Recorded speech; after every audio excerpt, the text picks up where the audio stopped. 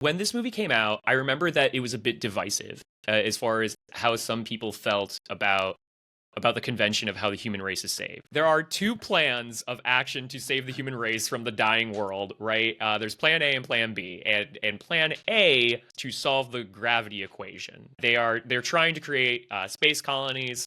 But in order to do so, they need to be able to solve the equation of gravity, of how to create their own gravity. The only way they could possibly solve it is getting lucky on Earth, I guess, or if they were inside the singularity of a black hole. Option B is to find a world that they could repopulate with human embryos that they are bringing with them on this space exploration trip.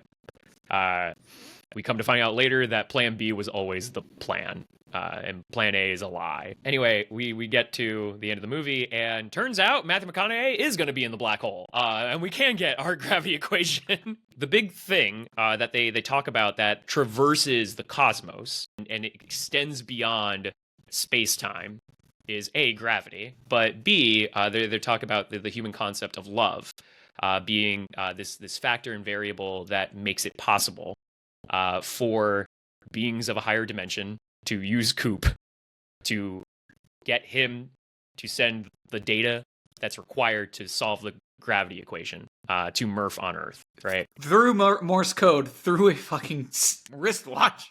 Right. Insane. Insane. Absolutely insane. Divisiveness comes from people talking about how like love was the answer, and they wanted like a hard science movie to like remain in hard science. Watching this movie now for the second time, because I've avoided this movie for years for the emotional scarring, people who are hung up on the love thing need to rewatch this movie, because like the hard science is there. Love is obviously what saves the day, but it's love through the theoretical science of what he's doing. They set the love thing up with Dr. Brand in that conversation before they decide not to go to Edmund's planet and to go to Dr. Mann's planet instead. Like, that's what's so brilliant about Nolan. Like, in that scene, Coop is disagreeing with Brand's statement about love being, not quantifiable and like, being an important factor into potentially saving us.